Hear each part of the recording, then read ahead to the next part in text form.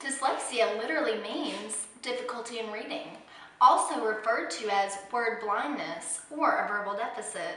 The condition is more prevalent in boys than girls and occurs in approximately 10% of the world's population.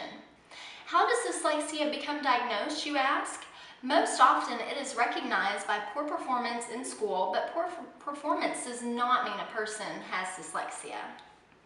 Dyslexia is a neurobiological disorder, meaning there is a physical problem in the brain.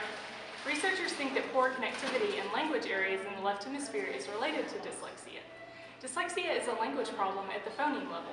It is not a problem with all auditory processing, but processing speech sounds specifically.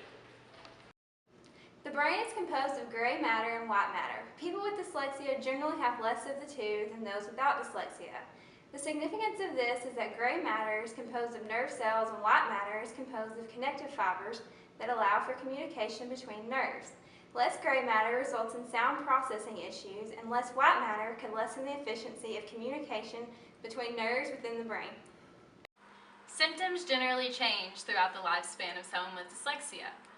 Children often struggle with sounds, spelling, reading, and writing relating to how sounds go together, and adults usually struggle with reading and writing. There are a few common misconceptions about dyslexia, and we're going to tell you how we feel about those. One is that dyslexic people write letters backwards. Another is that dyslexia is a visual processing disorder. Another is that dyslexia can be outgrown.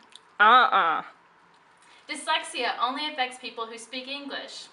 A person with dyslexia can never learn to read. Oh no! Is there a cure for dyslexia? No, but experts are researching interventions and treatments to help dyslexic patients progress. Programs using rhyme, alliteration, training with phonology, and structured reading are all helpful. Early intervention is extremely important. Fun fact, music offers great strategies for dyslexic people. Rhythm and pitch perception correlate with phonological ability. Practicing singing and reading music have shown to be very effective. We thought that it would be beneficial to talk to professors on campus who deal with dyslexia on a daily basis. The stories of these professors are testimony to the fact that one can be successful and have this disorder. Dr. Kelly allowed us to interview him, and Dr. Reyno tells us his story. So Dr. Kelly said that he was diagnosed at the age of 9. He describes this disorder as not getting letters mixed up, but instead he can't tell what the letter is. He describes it as maybe being blurry to make me understand it. He says that his was more stress-induced, so his biggest problem was in grad school when he was trying to study, and he just found it really difficult. He has to read things multiple times to really get it. Sometimes he'll say that he has problems maybe now just reading a poster and looking at a letter, but he has no major problems now. He's really learned to cope with it, and so I think that that's been something that's really beneficial to him. He doesn't really read a lot now. Sometimes he reads for fun, but he has no major problems now. But he did in grad school. That was the last time that he said he had problems.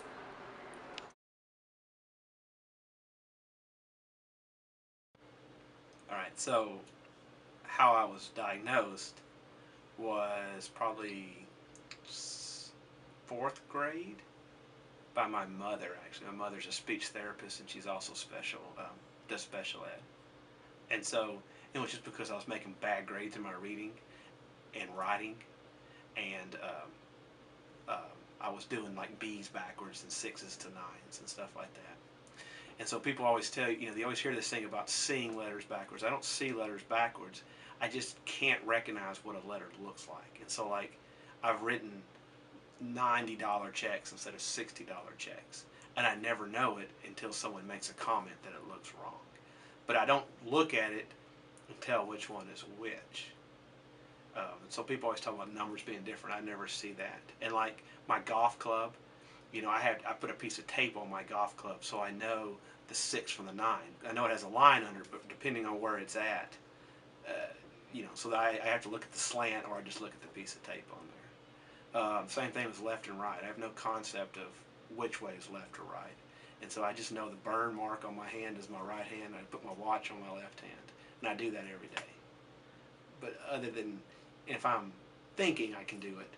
But just normal, if I'm driving, the right and the left because I'm driving, right? Mm-hmm. But like in an empty room, middle of the gym at night, sometimes you tell me right, left, I get confused. Okay. But there's no concept of that type of stuff. But I don't just see things backwards. Okay. And I deal with it now just by telling people. I used to try to hide it. Mm-hmm. I used to try to tell nobody, and I would just act like it was just a dumb mistake, like if I wrote something on the board. And now I just don't care. Mm-hmm. I've come far enough in my life where it's not that big a deal. It does not affect my reading. I'm a very fast reader. I probably read one novel a week, so I probably read a large, thick book a week, plus journal articles in my textbook every week. But I pronounce words funny because I skip over the middle words when I read.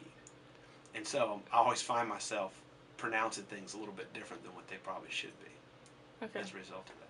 Was there a point in your life when this was ever like the most difficult for you to deal with? It has never been really a problem. I mean, I've always been, like I said, a quick reader, so I've always been a good reader.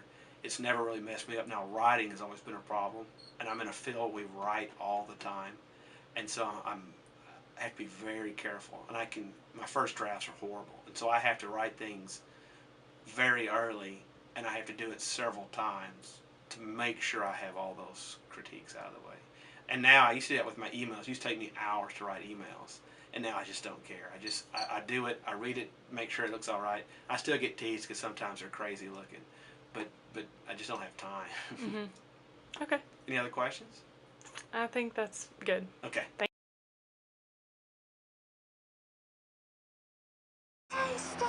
Verbal deficit, verbal deficit, verbal deficit, sit. Linguistics and sounds making me go crazy. People claim they know me, but they don't really get it. D to the is to the Lexia. Is a phoneme that really troubles me, dyslexia.